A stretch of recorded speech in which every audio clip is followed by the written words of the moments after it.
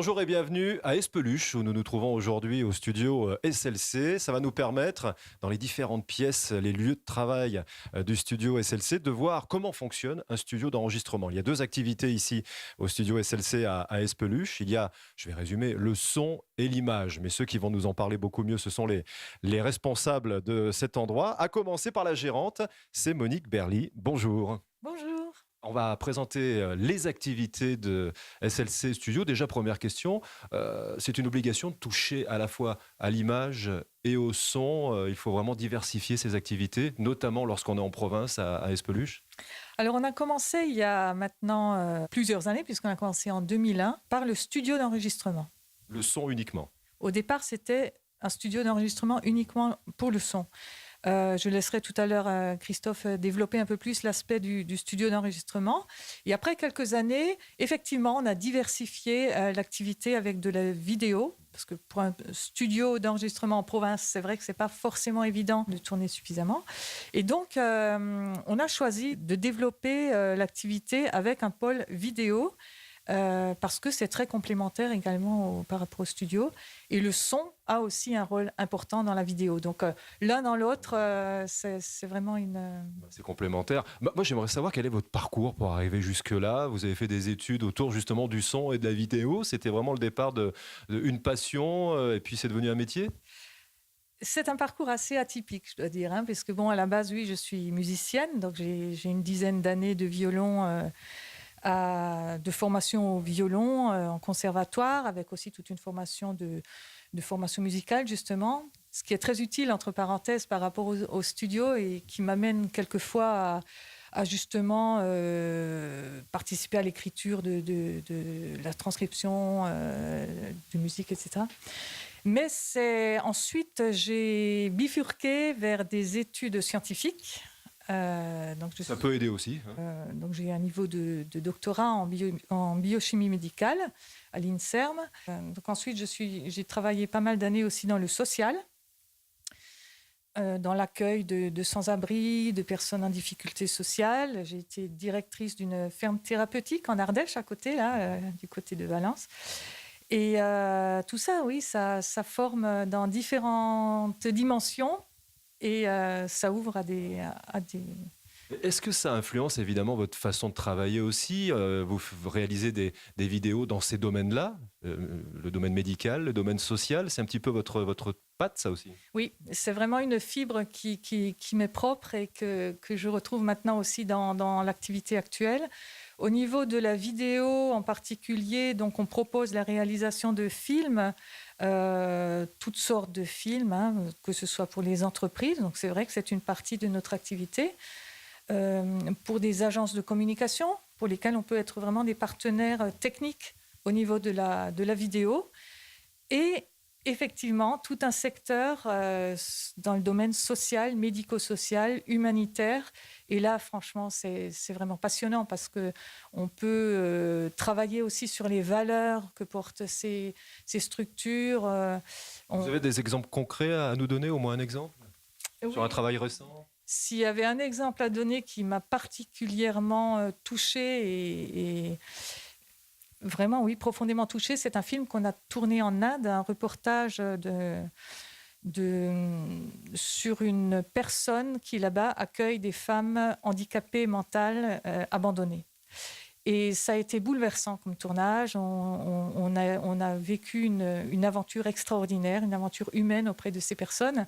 C'est vraiment le cœur, c'est le cœur de notre métier, ça. C'est de pouvoir justement vivre des choses fortes avec les personnes, pouvoir les transmettre en vidéo, pouvoir mettre à profit l'outil que nous avons et le savoir-faire pour porter des valeurs, pour aider ces personnes à transmettre des valeurs pour pouvoir être utiles, tout simplement. Alors, comment se fait le travail ? On va rester dans la vidéo avec vous. Je suis une entreprise, je veux faire une vidéo sur mon entreprise. Je ne sais pas comment ça fonctionne. Donc, vous êtes là, vous apportez aussi évidemment du conseil pour que la vidéo soit efficace. Par exemple, on demande à faire une vidéo publicitaire sur une entreprise. Vous apportez quelles informations au départ ? Ça, c'est un peu mon job, en fait, puisque je suis souvent chargée de production sur les tournages. Donc, mon rôle, c'est précisément de faire ce lien, d'être ce contact entre la personne, par exemple le chef d'entreprise qui ne connaît pas plus que ça la vidéo, qui a simplement un besoin d'image. Alors, quelquefois, c'est un peu curieux. On a des personnes qui nous disent « Ah oui, j'aurais besoin d'un film, pas long, hein, 10 minutes, c'est pas long, hein, et combien ça coûte ?» Voilà. Quelquefois, c'est la demande que j'ai au bout du fil. Donc, à partir de là, creuser avec cette personne, essayer de comprendre quel est son besoin, quelles sont ses spécificités, qu'est-ce qu'elle veut faire avec cette vidéo, quel est le but, vers qui ça va s'adresser, comment il va l'utiliser, enfin toute une approche de ce type-là. Et moi, ensuite, organiser de l'autre côté pour que tout fonctionne et que depuis, voilà, combien de cadreurs il va falloir sur ce tournage, est-ce qu'il faudra l'éclairage, est-ce que la prise de son va avoir des aspects spécifiques, etc. Et mettre en face tout ça pour qu'au moment du tournage, tout fonctionne. Voilà, et qu'au bout du fil, on ait un film qui tienne la route et qui réponde bien aux besoins spécifiques que la personne a souhaité. Alors, on est à Espeluche. Votre rayon d'action, c'est défini, ça? Il y a vraiment une région autour de Montélimar où vous restez, ou un peu plus? C'est beaucoup plus large que ça. Hein. Honnêtement, au niveau de la vidéo, l'Inde. non, mais je rigole. Oui, c'est beaucoup plus large que ça. On rayonne bien sûr dans la région ici, mais aussi dans l'Est de la France. On a plusieurs attaches justement au niveau du secteur médico-social, parce que là, je n'ai cité que l'Inde au niveau d'un reportage humanitaire, mais on a fait pas mal de films aussi dans le Doubs, enfin dans toute la région Est, plutôt dans le domaine médico-social.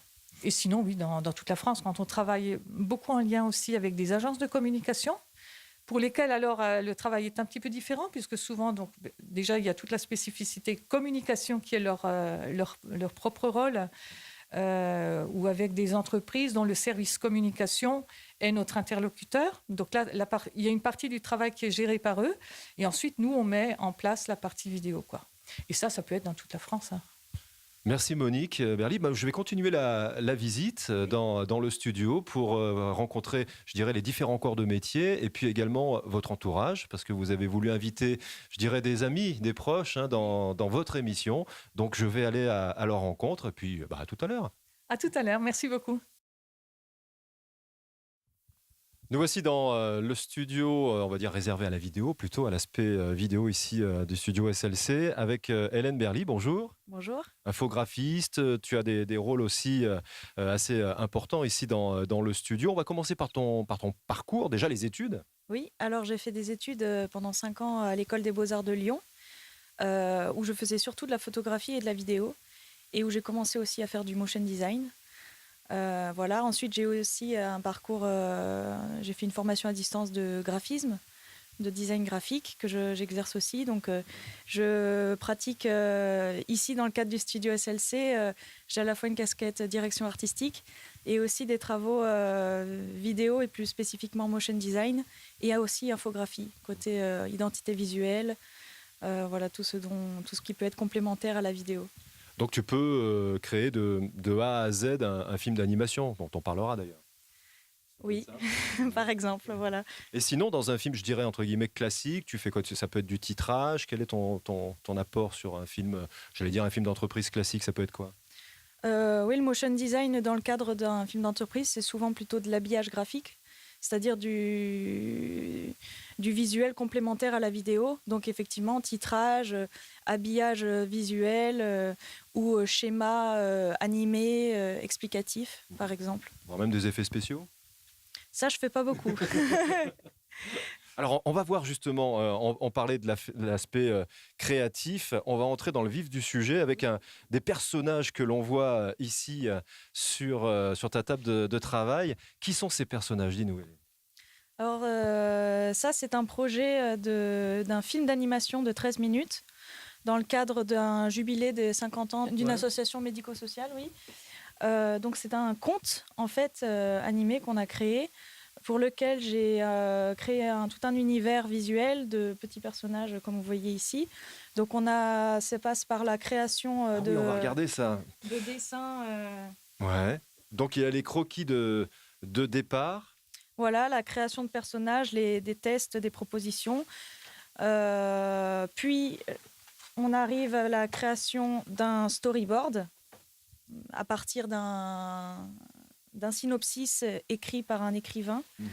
Donc, la création des plans, la structure du film. D'accord, tout est sur le papier chaque fois avant d'être dans l'ordinateur. C'est toujours comme ça. Moi, je fonctionne pas mal. Je passe beaucoup par le papier parce que c'est ma base, c'est le dessin, c'est la peinture. Donc, je suis beaucoup plus rapide au crayon papier avant de partir dans l'ordinateur. Ou quand je me mets à l'ordinateur, je sais déjà ce que je vais faire. D'accord. Et donc, c'est ma manière de travailler. Alors comment ça fonctionne? Dis-nous. Alors ensuite, tu scannes ces personnages ou tu les redessines directement sur la machine? Ensuite, je les redessine, je les crée informatiquement, donc avec la tablette graphique dans Photoshop. Donc là, on a un personnage, par exemple, que j'ai créé ensuite avec des calques pour pouvoir décomposer le personnage et l'animer ensuite, pour pouvoir l'articuler, simplement. Donc chaque personnage, je l'ai fait de dos, de profil et de face. Et ensuite, on va dans un autre logiciel d'animation. Ouais, ensuite, il faut créer le mouvement, quoi. Voilà. Ouais. Ensuite, on crée le mouvement et le film, séquence par séquence, plan par plan, qu'on met ensuite là pour ce projet-là. On est allé même en 3 dimensions. Donc, on crée des plans pour créer un espace. On met les personnages en mouvement à l'intérieur. On les fait bouger. On ajoute des lampes, c'est tout. C'est un plateau de tournage recréé virtuellement, donc avec une caméra qui va bouger dans l'espace et qui va créer le mouvement, qui va créer des scènes. Alors, ce film, on vous proposera de le voir à la fin de cette émission. Il dure à peu près 12-13 minutes. C'est combien de temps de travail pour 12-13 minutes? On peut quantifier? De mon côté, c'était 4 semaines de travail, oui. Avec à chaque fois, éventuellement des modifications à apporter. Il a fallu, j'imagine, pas mal de temps de réflexion, de réunion avec le reste de l'équipe. Oui, il y a eu pas mal d'allers-retours avec l'équipe, la personne qui était plutôt réalisatrice, l'écrivain qui adaptait ensuite pour la voix off en fonction de ce que moi je proposais avec le storyboard, etc. Et ensuite, toute la dernière partie qui est le son, puisque dans l'animation, contrairement à la vidéo, on n'a pas de son. Donc il faut mettre des bruitages, il faut donner des voix aux personnages, il faut mettre de la musique, créer du rythme en fait, en fonction des images. Et ce qui est rigolo, c'est que toi-même, tu as donné ta voix à l'un des personnages, c'est ça? Oui, j'ai participé un petit peu au son, oui. Toute l'équipe a participé en fait. Toute l'équipe a donné un petit peu de voix à des personnages, effectivement, oui. Alors justement, ça va nous permettre de faire la transition avec l'aspect sonore ici de SLC Studio. Et pour cela, je vais aller à l'étage. Très bien. Merci Alain. Merci à toi.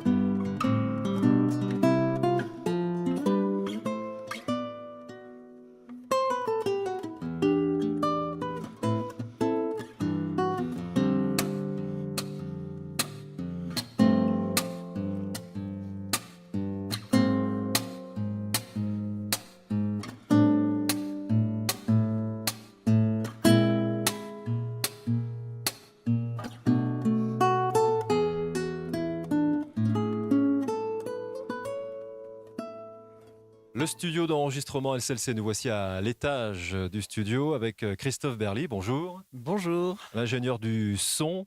Et on va expliquer quel est votre travail. On était plutôt avec l'aspect vidéo tout à l'heure. On verra le mariage des deux un peu plus tard, mais on va commencer purement par le son parce que ça a été, on en parlait avec Monique tout à l'heure, ça a été la première activité du studio. Voilà, tout au début, on a commencé par construire ce studio.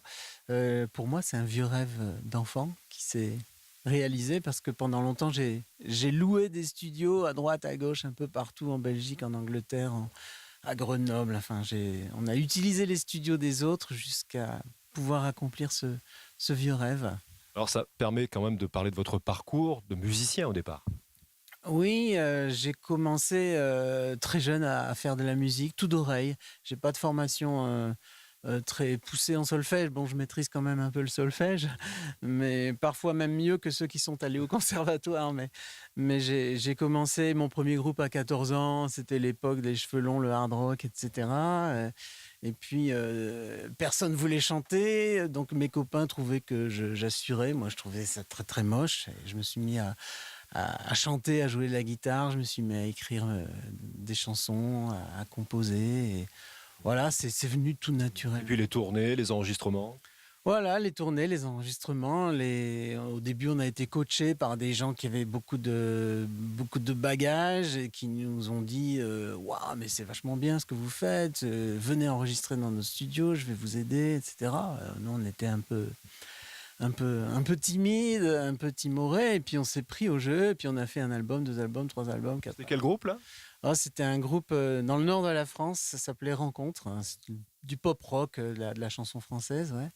Et on avait une particularité, c'est comme on était assez branché dans le social, on avait tout en étant musicien, un, un travail social en parallèle. Ben, notre musique, on allait surtout la chanter dans les rues. J'ai beaucoup chanté dans les rues. Je pense que ma voix, je l'ai musclée dans la rue. On a beaucoup chanté dans les prisons. Je pense que c'est mon meilleur souvenir. C'est les concerts en prison. Alors, j'organisais aussi beaucoup de concerts en tant que sonorisateur. Et je faisais venir aussi des groupes, même des États-Unis, partout, pour aller jouer, notamment dans la prison de Los, à côté de Lille. C'est une prison qui était, à l'époque, je ne sais pas comment elle est maintenant, mais c'était assez désastreux. Et pouvoir apporter un peu de lumière, un peu d'amour, un peu de musique à ces gens, on sentait combien on leur faisait du bien. Et ça, je pense que ça reste un de mes meilleurs souvenirs de musicien. Ouais. Et ça reste présent, on en parlait déjà tout à l'heure, dans votre philosophie de travail aujourd'hui encore. Oui, mais on le fait pas exprès. On aime le social, on aime les gens, donc on aime se mettre à leur hauteur. Et c'est vrai qu'ici, ils trouvent les musiciens qui viennent enregistrer ici, ça peut être des groupes professionnels. Comme ça peut être des amateurs très avertis, hein, comme ça peut être aussi des amateurs un peu moins avertis, mais qui viennent ici aussi parce qu'il leur manque un guitariste, il leur manque un arrangeur, il leur manque un parolier, il leur manque un mélodiste, il leur manque une orchestration. Donc on apporte un peu tout ce complément qu'ils n'ont pas parce qu'on est entouré d'une extraordinaire équipe de musiciens qui n'ont pas la grosse tête et pourtant qui jouent avec des très grosses pointures. Alors ça, c'est un réseau qu'il a fallu se faire aussi. Il y a une chose dont on n'a pas parlé, c'est l'arrivée dans la Drôme. Oui, on est arrivé en 1996, oui, et petit à petit, on s'est fait ce réseau. Avec beaucoup de rencontres, effectivement, beaucoup d'enregistrements dont on parlait, et une date précise, une façon de basculer vers la vidéo également. Ça s'est fait de quelle façon? C'était le fruit d'une demande aussi? En fait, pendant tout un temps, j'avais trois métiers en quelque sorte. J'avais, en tant que musicien, j'avais le studio d'enregistrement. J'avais aussi un métier plus tourné vers la pédagogie avec l'école régionale de la chanson. Que j'ai fondé en 1996, 97, quelque chose comme ça, et qu'on a animé pendant une petite dizaine d'années. Et puis j'avais aussi le groupe Let It Be, les Beatles a cappella, avec lequel j'ai tourné pendant 12 ans. Et donc ça commençait à faire beaucoup. Comme le studio marchait de mieux en mieux, il a fallu quand même tourner des pages. Les artistes aiment bien tourner des pages et écrire des nouveaux chapitres. Donc j'ai voulu me consacrer exclusivement au studio, au travail de studio. Et le problème, c'est que c'est très difficile de ne vivre que de ça, hein, surtout en province. On est à Espeluche, on n'est pas à Lyon, à Marseille ou à Paris. Et donc, tout naturellement, la vidéo c'est offerte à nous comme une activité complémentaire. Surtout du fait que c'est ma formation d'origine. En fait, j'ai une formation en audiovisuel à la base. Et j'ai surtout fait de la musique jusqu'aux années 2000 où j'ai repris la caméra. C'est plus facile maintenant, vous avez vu évoluer le matériel, bien sûr, on en dira quelques mots. Vous êtes à Espeluche, on le disait, avec Internet, maintenant il n'est plus obligatoire d'être à Paris, par exemple? Ou ça reste un peu compliqué? Ça reste un peu compliqué de ne pas vivre à Paris parce qu'on brasse beaucoup moins de monde, hein, mais il y a une qualité de vie qu'on ne trouverait pas dans une grande ville. Et tant qu'on arrive à garder cette qualité de vie tout en vivant de notre passion, je pense qu'on est des privilégiés. Vous restez donc toujours à l'affût voilà, de l'évolution technique de votre matériel. C'est assez impressionnant ce que l'on voit ici là, pour le commun des mortels. Évidemment, quand on est technicien, on voudrait toujours avoir plus, avoir le nec plus ultra, hein. C'est toujours un peu difficile à suivre après. Oui, c'est ça. Vous avez peut-être remarqué, je n'ai pas de console. Tout est numérique, tout est dans l'ordinateur. C'est pas que je sois contre les consoles, mais personnellement, si j'achète une console, c'est au minimum 100 000 € la console. Alors j'ai préféré baser le studio sur des préamplis en quantité et en très grande qualité qu'avoir une console de moyenne qualité. Comment s'est passé le travail avec Hélène, que j'interviewais tout à l'heure à propos des Firminions? Tiens, on va reprendre cet exemple des Firminions. Quelle a été la particularité du travail? Parce que vous êtes parti de zéro, vous aviez eu une image, un film d'animation, et il a fallu créer le son de A à Z. Oui, le son, ça... Et musique comprise. Le son et la musique se créent quand tout est terminé, hein. Donc moi, je suis intervenu à la base, c'est moi qui suis à l'origine de l'idée du film, mais après, j'ai pris des gens qui étaient compétents parce que pour moi, dessiner, c'est une catastrophe. Et même pour l'écriture du film, on a fait appel à un écrivain, à Éric Denimal, qui est de Valence également. Et pour la musique, on a fait appel à 2 des musiciens de notre réseau, qui sont Joël Gombert, notre guitariste-arrangeur, et Christian Mornay, notre pianiste préféré. Bon, ça va faire le lien avec les rendez-vous qu'on vous donne dans quelques instants. On va aller écouter un peu de son, là, puisqu'on est dans une cabine d'enregistrement. Qu'est-ce qu'on pourrait écouter maintenant, Christophe, qui a été enregistré ici, évidemment? Alors, je vais vous faire écouter un petit bout d'un groupe que j'aime beaucoup, qui est un groupe d'Ardèche qui s'appelle Nataverne.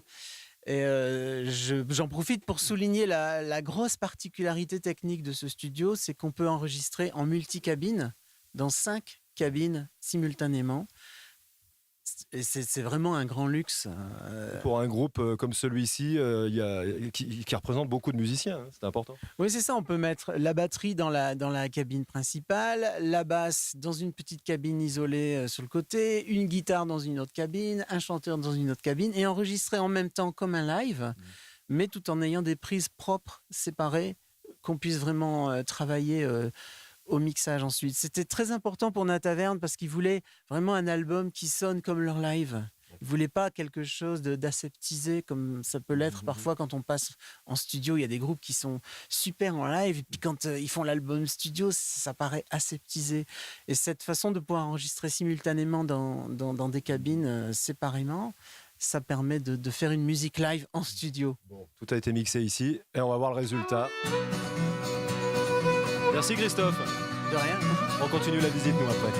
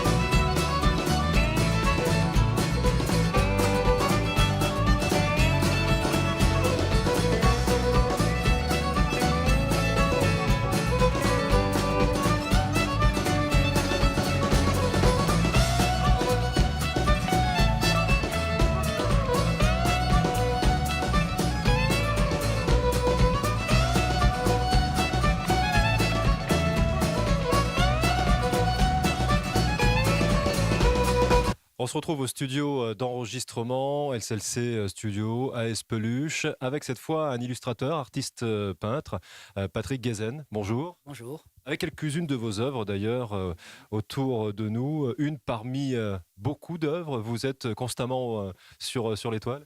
Alors, je dirais pas constamment, mais le plus possible, hein, puisque c'est une passion de très très longue date. Ça fait depuis que je suis très jeune que je peins, que je dessine. J'ai fait des études d'art déco, hein, des études de beaux-arts. Et c'est un prolongement de mon métier puisque je suis graphiste. Donc, graphiste pour le web, graphiste pour le print, etc. Donc il y a un lien très fort entre cette passion pour le graphisme et mon métier. Alors oui, d'une certaine manière, je suis tout le temps dedans, oui. Alors là, on est dans un studio d'enregistrement, il y a des guitares, il y a un piano, il y a des instruments de musique. Ce sont des endroits où vous vous sentez bien, où vous pourriez peindre d'ailleurs? Oui, sauf que peindre, c'est un peu salissant. Alors, je ne sais pas si ça correspondrait, mais oui, je m'y retrouve parce que j'ai une deuxième passion. Enfin, j'en ai beaucoup, mais j'en ai une deuxième qui est la musique et spécifiquement le jazz. Donc, je peins, enfin, ça se voit un petit peu sur ce qui est exposé ici, je peins beaucoup, essentiellement sur le thème du jazz, que ce soit de façon illustrative, hein, que ce soit vraiment de la peinture à l'huile, donc on y passe plus de temps, ou même l'art abstrait, ou quand je fais de l'abstrait, j'écoute du jazz, et bien sûr, ce que je fais, c'est influencé par ce que j'entends, par ce que j'écoute, je me laisse emporter par la musique. Donc la toile qui est derrière nous, celle-ci, est autant inspirée par la musique que celle où l'on voit des musiciens. Alors, tout à fait, parce que c'est, forcément, ça va être à mon avis du jazz rock, parce que c'est assez pétant, hein, peut-être même de l'électro-jazz, et effectivement, c'est la musique, enfin, les sons viennent des couleurs, et inversement, et puis en tant que peintre, je me laisse emporter, mais là, c'est de l'improvisation totale. Quand je commence, je ne sais absolument pas à quoi ça va ressembler. Alors que quand je fais du figuratif, j'ai comme un modèle, et puis j'improvise un peu, mais je reste quand même proche du modèle. Vous touchez vous-même à la musique? Non, j'ai fait une petite expérience, des cours de clarinette, et je trouvais que c'était trop compliqué. Je ne suis pas assez persévérant pour. Mais j'aime l'écouter, oui. Vous auriez aimé improviser à la clarinette? J'ai peut-être essayé, mais ça ne devait pas être terrible. Lorsque vous peignez des artistes, lorsque vous peignez des musiciens, ce sont parfois des artistes qui ont existé réellement, qui existent? Oui, parce que en général, je pars de photos. Hein, donc ça peut être des gens comme Miles Davis, Charlie Haddon qui est là, etc. Donc ce sont presque toujours des vrais musiciens, connus ou pas connus. Après, pour moi, le but, c'est pas que ça leur ressemble ou qu'on les reconnaisse. C'est ce qui m'intéresse, c'est ce qui émane de la photo et puis de la façon dont la personne joue l'instrument, etc. Donc il y a un moment où je me lâche et puis peut-être même on reconnaîtrait plus si on était à côté de la photo. Hein, mais j'ai une base de départ. Qu'est-ce qui vous inspire? C'est la prestance de ces musiciens, leurs gestes, leur évolution sur scène, par exemple? C'est, je dirais, ce qui fait un peu l'essence du jazz. C'est une musique qui a une âme, c'est une musique qui est très cosmopolite. Le jazz recycle les autres musiques. Et il y a aussi cette dimension de l'improvisation. Et donc, j'aime beaucoup aller à des festivals comme Jazz à Vienne, Jazz à Creil. Je trouve ça fantastique, même quand on connaît bien le morceau, de voir que le morceau se transforme, l'improvisation et comment les gens, dans quel état ils sont, enfin ce qu'ils transmettent quand ils sont en improvisation, quoi. Les musiciens et les amateurs de musique reçoivent vos toiles de quelle façon? Vous avez eu des retours d'amateurs? Disons qu'en général, ils trouvent ça plaisant, ils aiment bien, enfin je préfère. Hein. C'est plus facile de séduire tout de suite avec de l'art figuratif où les gens ils reconnaissent un contrebassiste, un guitariste, ou c'est Pat Metheny par exemple, ils disent on reconnaît. Quand c'est de l'art abstrait, je pense que ça demande un peu un apprentissage pour comprendre l'art abstrait, y être sensible. C'est plus difficile d'accrocher les gens avec l'art abstrait, je trouve. Vous côtoyez le SLC Studio, les gens qui travaillent ici? Alors, je les côtoie depuis très longue date, puisque ce sont des amis depuis, je pense, une trentaine d'années. Et puis, on a collaboré ensemble sur de nombreux projets, que ce soit le web, la vidéo, etc. Donc, on est aussi collaborateurs, oui. Vous arrivez à vous exprimer souvent un peu de la même façon? Bon, il y a moins d'improvisation, j'imagine? Oui, alors on est peut-être plus sur des dossiers techniques, on va dire, hein, mais l'essentiel, c'est qu'on arrive à bien travailler ensemble et à se comprendre dans ce qu'on fait, à se retrouver. En tout cas, merci infiniment d'avoir apporté avec vous ici dans les studios quelques-unes de vos toiles. On pourrait peut-être en prendre une et en dire quelques mots si vous le voulez bien. Hein, celle-ci ou laquelle? Dites-nous derrière. Si par exemple on regarde celle-là, qui justement j'ai appris ça à partir d'une photo de Charlie Haden. Ce qui m'a intéressé, c'est l'intériorité. Enfin, c'est-à-dire j'ai essayé de rendre à la fois le côté virtuose, mais la façon dont il vit lui-même ce qu'il est en train de jouer, il est complètement habité par le son, par la musique. Et c'est ce qui m'a séduit déjà dans la photo et c'est ce que j'essaie de rendre. Bon, à mon avis, je pense que j'y suis arrivé. Voilà. Donc la démarche, il y a des dessins que je déchire et je mets à la poubelle et puis d'autres dont je suis satisfait et que je garde. Et j'aime bien les montrer. Et vous exposez le plus souvent possible dans la région, au-delà? Alors, je dirais que j'expose essentiellement sur le web. Hein, donc, j'ai des sites où je présente mes toiles, où elles sont en vente. Et puis, il m'arrive d'exposer, mais plutôt dans des restaurants, des endroits comme ça où il y a pas mal de passages, ou des endroits publics, des entreprises. Le métier que je fais actuellement ne me laisse pas le temps de développer cette activité-là. Là, je dirais que je peins plus pour le fun. Hein, c'est mon hobby, c'est une passion. Mais la prochaine étape, je me le souhaite, c'est d'y passer plus de temps et puis de créer un réseau pour pouvoir exposer davantage. Bien, Patrick Guézen, merci beaucoup. Et puis, nous, on va continuer cette balade à travers le monde de la musique, de la vidéo, ici au studio SLC. À très bientôt pour une expo. Eh bien, avec plaisir. Avec plaisir. À très bientôt également pour d'autres occasions qui se présenteront.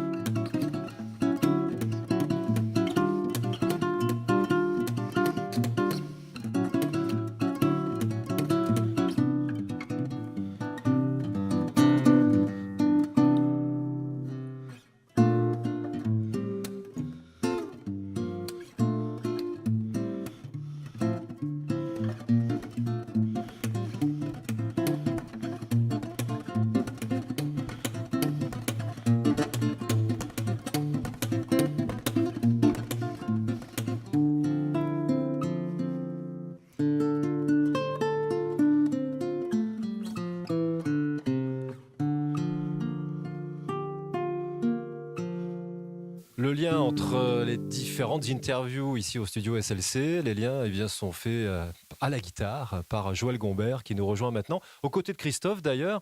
Ce serait bien que Christophe fasse un peu les présentations parce que Joël, vous êtes un habitué des lieux ici. Je suis un habitué, j'ai ma loge, tout est prêt. Voilà, oui, je suis un habitué depuis pas mal d'années. Alors, Joël est, on l'a vu, musicien, guitariste, arrangeur aussi. Et quel est le travail que vous réalisez ensemble d'ailleurs en tant que réalisateur, Christophe, vous travaillez tous les deux main dans la main pour certaines réalisations? Pour beaucoup de réalisations, oui. Bon, quand ce sont des groupes professionnels qui ont leurs arrangements, on n'a pas forcément besoin de l'intervention de Joël. Mais il y a beaucoup d'amateurs plus ou moins avertis qui font appel à nous et qui ont composé des chansons parfois avec 2-3 accords basiques, Ouais. et des chansons qui ne sont pas vraiment encore abouties, qui ont besoin peut-être d'un pianiste, qui ont besoin d'un batteur, qui ont besoin de toute une orchestration. Parfois, on a fait des disques avec 18 musiciens. Mmh. Alors, ils ne jouent pas tous en même temps. Pas dans la même pièce, là. Pas dans Ah la bon, même d'accord. pièce, Mmh. mais bon, quelquefois, quand il y a une section rythmique, basse, batterie, guitare, piano, accordéon, ça fait du monde, Ouais. ça fait beaucoup de micros, ça fait beaucoup de travail. Et là, Joël est le chef d'orchestre de ces moments-là en D'accord. studio, parce qu'il faut quelqu'un qui contrôle la situation sur le plan musical. Mais bien avant ça, il contrôle beaucoup de choses au Alors, niveau des arrangements. C'est un C'est régal. quoi le travail d'arrangeur? Alors, moi, j'arrive avec une mélodie basique comme ça. Et quel est votre travail à partir de là? Mais déjà, le premier travail, c'est l'écoute, parce que c'est votre mélodie. Donc, si la personne vient avec sa mélodie, sa chanson, ses textes, déjà l'écoute, et puis essayer de deviner à travers ce qu'elle dit, ce qu'elle a envie d'entendre, en fait. Donc des fois, ça passe déjà juste avec la guitare comme ça, prendre sa chanson et lui faire entendre d'autres façons de l'arranger, la chanson, d'autres façons de l'harmoniser, on va dire. Et mettre des fois des accords parce que des fois il en manque ou en enlever parce qu'il y en a trop. C'est ça aussi déjà. Donc déjà, ça c'est la première base. Et après, moi j'entends des fois par rapport au texte, bien sûr, soit je vais entendre des violons, enfin un trio de violons, ou récemment on a fait 2 violoncelles, un violon, ou on fait des fois, voilà, et ça, c'est des choses que j'entends en fait. Alors après, je propose, et c'est toujours bien sûr, la personne, c'est son texte, c'est sa mélodie, c'est elle qui dispose de ce que je lui propose, quoi. Donc il faut adapter votre propre sensibilité, mais sans dénaturer ce que veut la personne au départ, le musicien. Impérativement. Carrément. Ah oui, bien sûr. Il y a quelques années, je me souviens, on a eu un musicien qui avait déjà fait plusieurs albums dans plusieurs studios. Et il a toujours été déçu, non pas du côté technique de la réalisation, mais au final, la musique qu'il entendait sur ses propres albums, sur ses propres compos, ça ne lui correspondait pas. Et il est venu chez nous avec des démos, et ces démos, c'était The Eagles, en fait. Il voulait la musique des Eagles, il voulait que ça sonne Eagles. Donc voilà, avec Joël, on s'est concerté, on a travaillé avec lui, puis on est allé chercher les musiciens qui ont le son Eagles, avec les instruments Eagles, les guitares, enfin ce ne sont pas des marques, mais des guitares qui font ce son-là, des amplis guitares qui font ce son-là, et à la sortie, il avait un album qui sonne vraiment comme les Eagles, voilà, en français, hélas. C'est proche de leur imaginaire, quoi, en fait. Et puis aussi... ce qui est important aussi, c'est on fait toujours une rencontre, ce qu'on appelle de pré-production en fait. Et cette journée-là, elle est vraiment essentielle, quoi. Parce qu'elle nous permet d'aborder tous les chapitres, de voir où on va, ce que veut le compositeur. Et des fois, on se permet, parce que des fois, il y a des compositeurs vraiment amateurs et qui n'ont pas le sens rythmique assez développé. Pas forcément musicien d'ailleurs, peut-être aussi. Qui sont des fois pas musiciens, bien sûr, et qui ont besoin d'un cadrage harmonique et d'un cadrage rythmique surtout. Donc là, Christophe intervient beaucoup aussi sur ça parce que moi, je n'interviens pas sur le chant. Je m'en méfie de ça. Mais on a bien les sensibilités. Enfin, on entend de suite si le chant, ça va cadrer ou si ça ne va pas cadrer. Donc, on ne va pas rajouter des mesures composées de partout pour que le chant y cadre. On va adapter le chant à ce que l'on va arranger, en fait. Voilà. Donc le but ultime, la récompense, c'est que le créateur de la chanson lui-même dise « Ah, c'est ma chanson, ça. Qu'est-ce que vous en avez fait? C'est formidable. » Ouais, il y a une matière que les gens ignorent beaucoup en France, en tout cas dans ce qu'on apprend dans les écoles de musique et dans les conservatoires, c'est l'harmonie. Si on se souvient des grands tubes internationaux des années 60, des années 70, il y a des tubes monstrueux.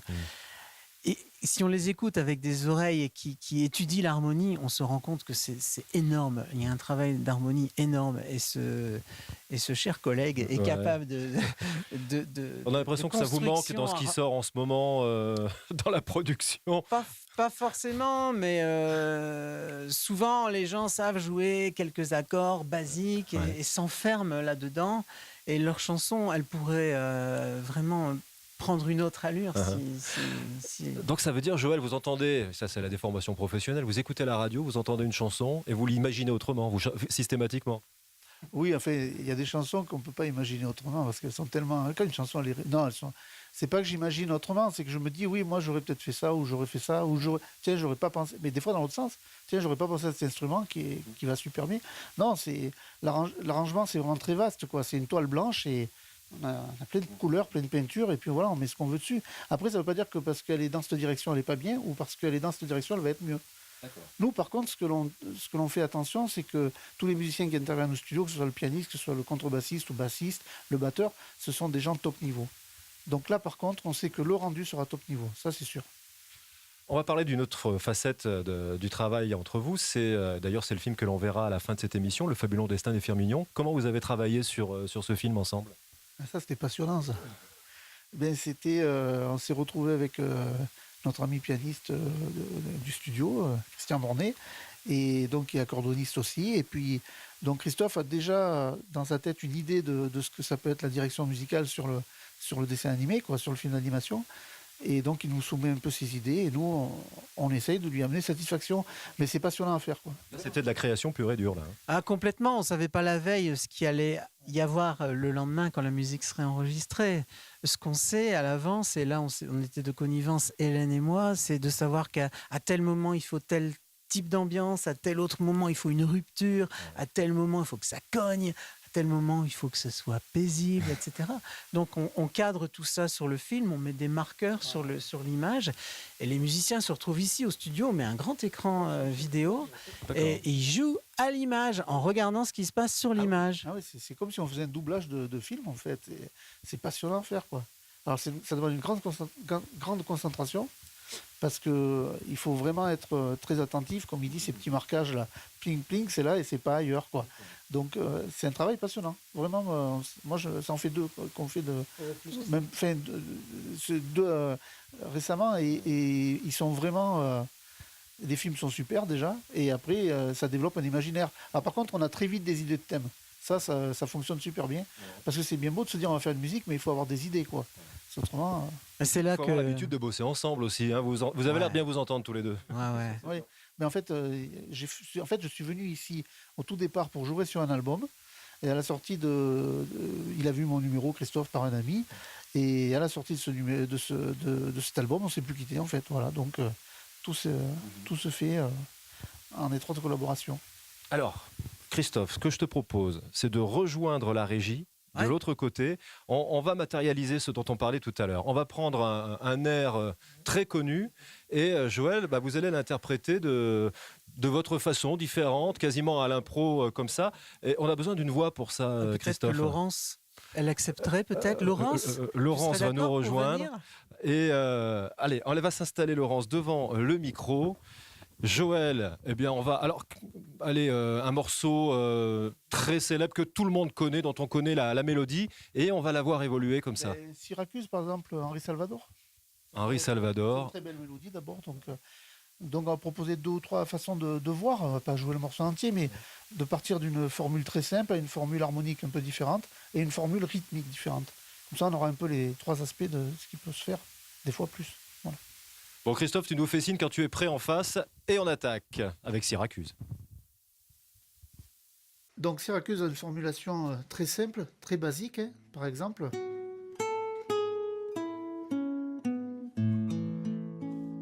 J'aimerais tant voir Syracuse, l'île de Pâques et Kérouan, voir les grands oiseaux qui s'amusent à glisser l'aile sous le vent.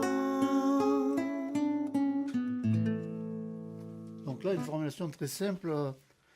Après, on va proposer par exemple une richesse harmonique un peu différente, avec une coloration un peu plus typée, on va dire, sur les basses, avec ce que j'appellerais moi une pédale de basse. Voilà. J'aimerais tant voir Syracuse, l'île de Pâques et Kérouan,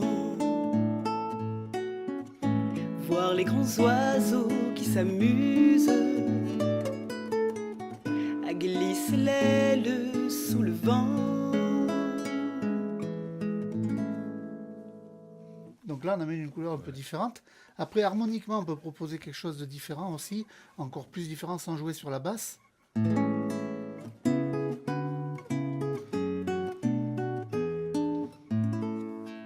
J'aimerais tant voir Syracuse, l'île de Pâques et Kérouan, voir les grands oiseaux qui s'amusent à glisser l'aile sous le vent.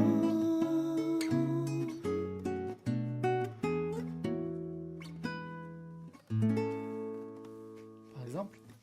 Après, une formulation rythmique différente. Alors là, ce sera beaucoup plus, on va dire, mais volontairement éloigné de l'original, ce qui pourrait nous donner ceci. J'aimerais tant voir Syracuse, l'île de Pâques et Kérouan,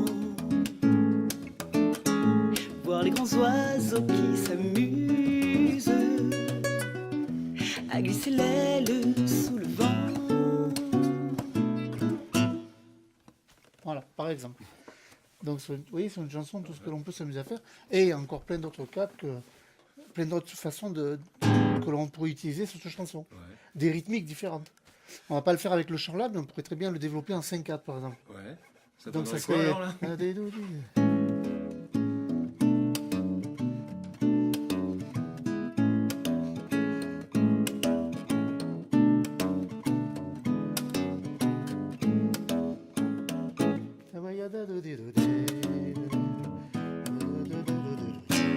Donc ça amène quelque chose de complètement différent. Ça dénature pas non plus trop la chanson, mais cette valeur rythmique, ça amène un côté un peu cubain, quoi.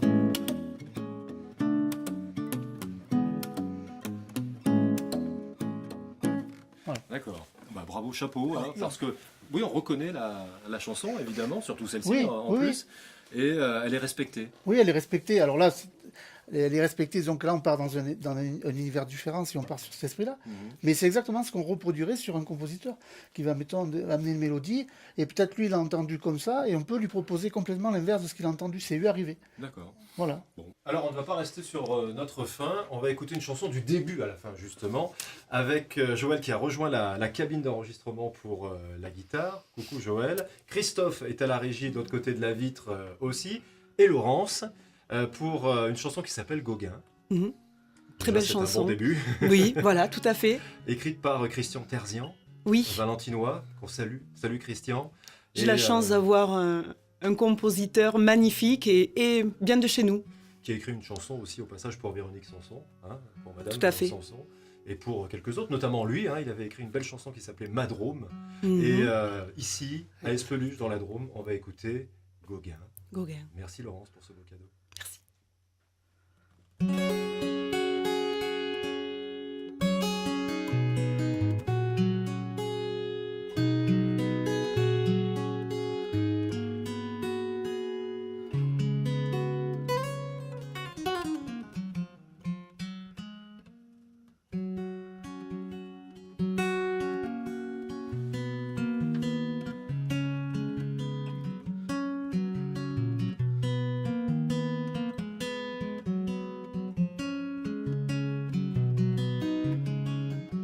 J'ai parlé à Gauguin, on va pouvoir partir sous d'autres méridiens, larguer nos souvenirs. J'ai parlé à Gauguin, les gens sont toujours beaux, le sable est aussi fin que la soie de ta peau. J'ai parlé aux esprits des grands palétuviers. Il va falloir nourrir les oiseaux de juillet. Ne crains pas les vents, ne crains rien. Ce ne sont que des vents étésiens. On vivra, que les autres nous pardonnent. Blottis tous deux dans l'œil du cyclone. Blottis tous deux dans l'œil du cyclone. Blottis tous deux dans l'œil du cyclone. J'ai parlé à Gauguin. Il ne faut plus parler pour retenir enfin un bout d'éternité. J'ai parlé à Gauguin, maintenant le temps presse. Laissons tout en chemin, ne laissons pas d'adresse. J'ai parlé aux esprits des grands palétuviers. Il va falloir nourrir les oiseaux de juillet. Ne crains pas les vents, ne crains rien. Ce Ce ne sont que des vents étésiens. On vivra que les autres nous pardonnent. Blottis tous deux dans l'œil du cyclone. Blottis tous deux dans l'œil du cyclone. Blottis tous deux dans l'œil du cyclone.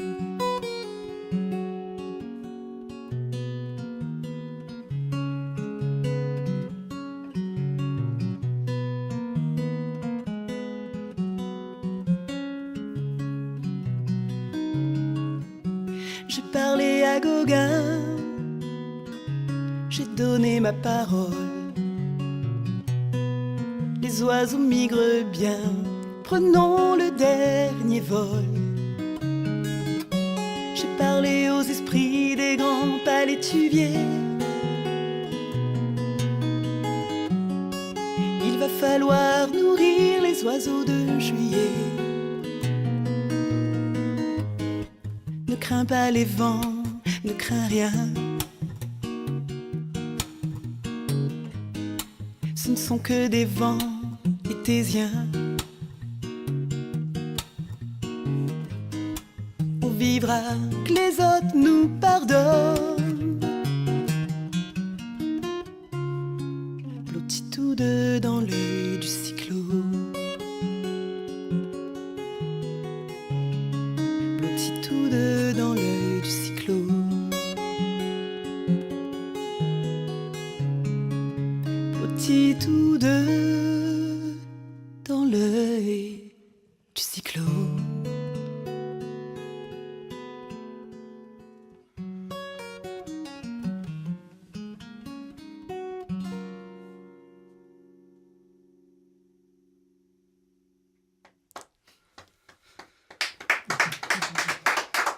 Merci. Merci. Merci.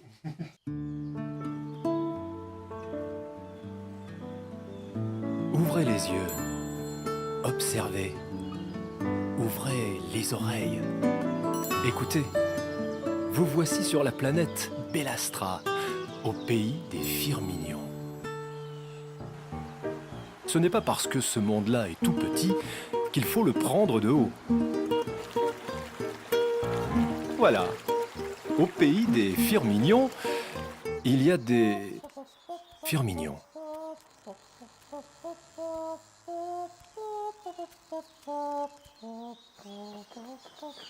Pollen, Bonnie et Colline sont trois amis qui, depuis quelques printemps, butinent 1000 idées pour illuminer la vie à Bellastra.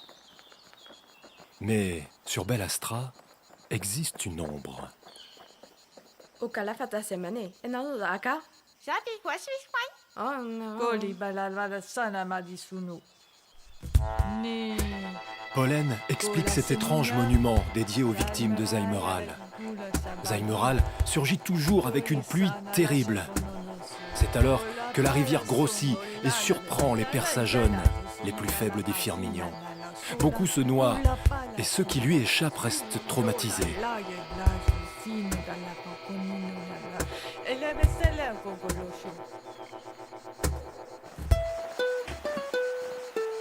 Pour empêcher l'inondation et les noyades de Persajones, les trois amis font ce qui a toujours été fait, un barrage. C'est un travail pénible. On viendra bien à bout du chantier et chacun sera bientôt en sécurité. Mais Pollen s'interroge. Est-ce suffisant ? En effet, la digue semble bien dérisoire face aux violences de Zaimeral. Zaimeral qui n'est jamais très loin.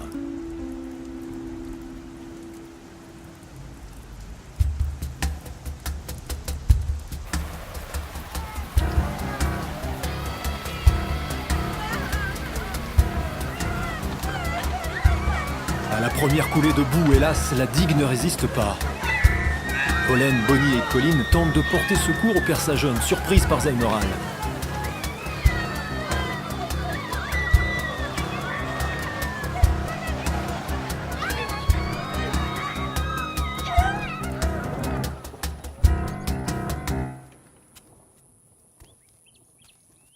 lourd silence succède au vacarme, au tonnerre et aux cris.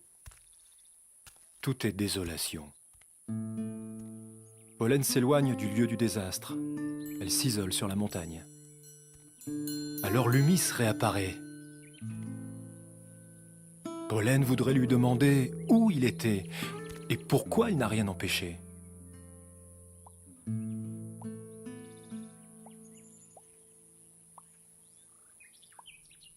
C'est alors qu'un rayon de Lumis se pose sur les larmes accumulées. Et là, dans la lumière nouvelle, apparaît un bien étrange objet. On dirait un drôle de truc. Bonnie et Colline sont intrigués et lui demandent ce qu'est cette graine improbable.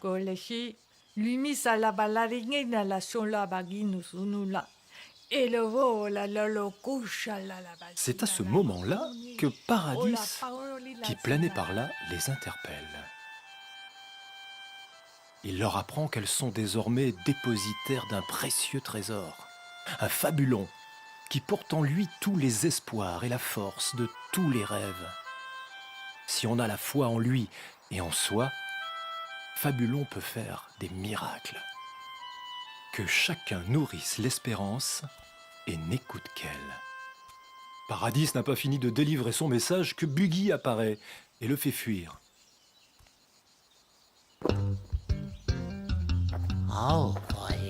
Buggy propose en échange du Fabulon un délicieux fruit mûr, et sans doute bien meilleur qu'un machin sec et déformé. Les trois amis soupçonnent Buggy d'être un filou et préfèrent garder Fabulon.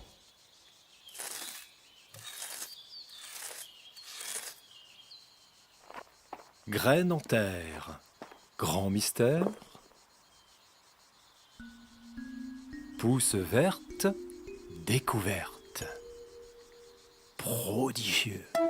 Fabulon est devenu un grand lithocarpus acilume et très vite, les trois amis font de ce lieu un refuge pour les persageonnes. Construction. Satisfaction.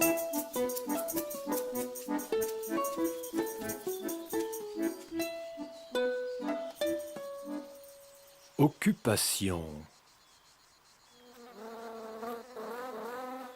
Pollen, volant au sommet de l'arbre, découvre alors un nouveau Fabulon. Grande conversation des trois amis. Si Lithocarpus acilume est la solution, il est quand même un peu tordu et déjà trop petit.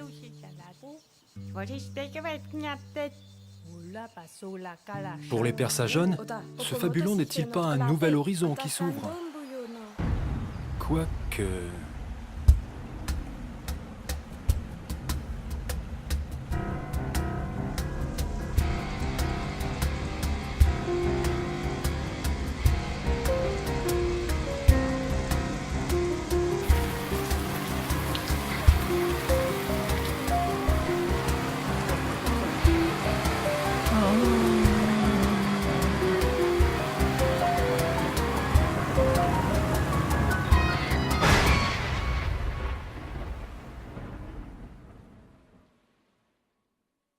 Lithocarpus acilume a résisté. Enfin presque. Il a beaucoup souffert. Mais les persageonnes ont été épargnés. Nos trois amis dans la tourmente ont sauvé le Fabulon. Il faut protéger l'avenir et se remettre à l'ouvrage. Avec Lumis est revenu Paradis. Son chant est une ritournelle. Vaste est l'océan. Ce ne sont que des gouttes d'eau. Immense est le désert. Ce ne sont que des grains de sable chaud. L'extraordinaire, souvent, surgit de l'insignifiant.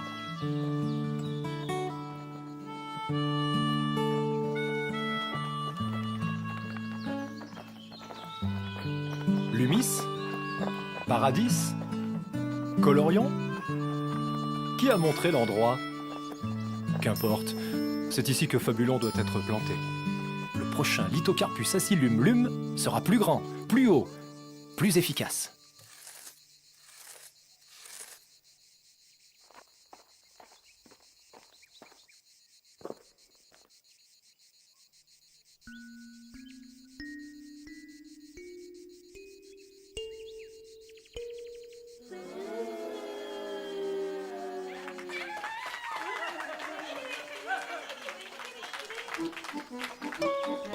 Tout le monde est à nouveau au travail avec enthousiasme.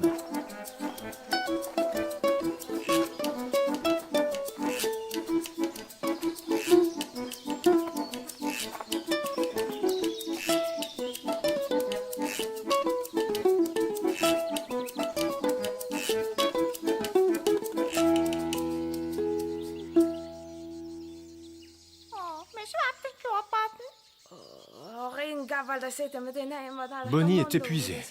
Un peu de repos serait le bienvenu.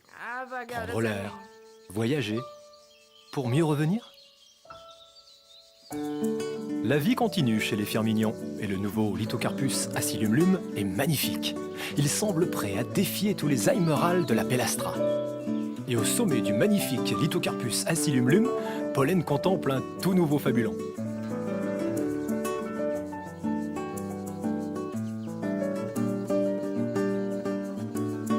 Au cœur de Lithocarpus acilumlum, tout se passe bien. Et enfin, on respire le bonheur, la paix et la sérénité.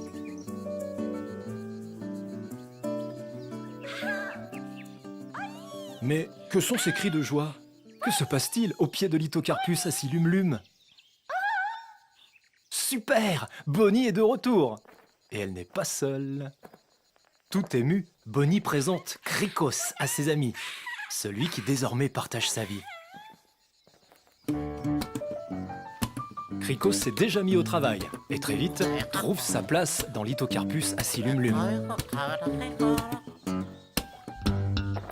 Personne ne remarque alors Buggy, l'insoumis en marche, grand dévoreur de fabulons.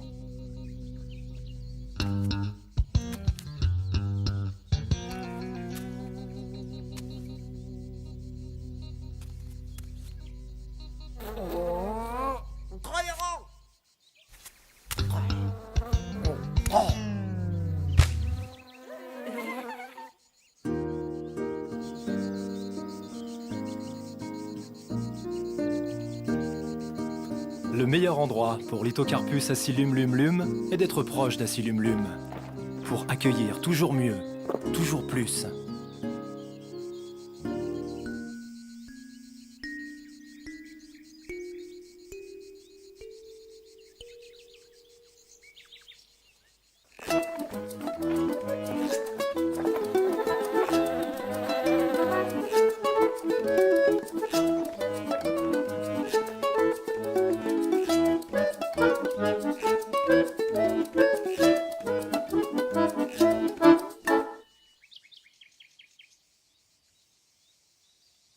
Tout est paisible. Trop paisible.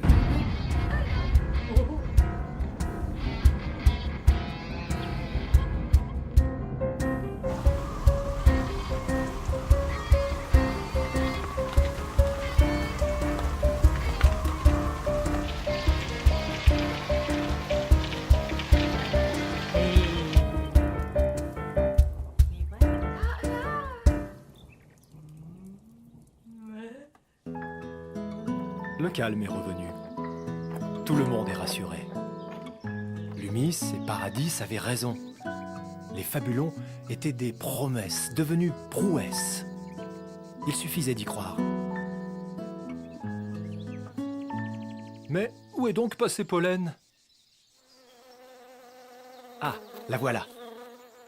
Elle a l'air bizarre. Que cache-t-elle? Et yalla! Oh non!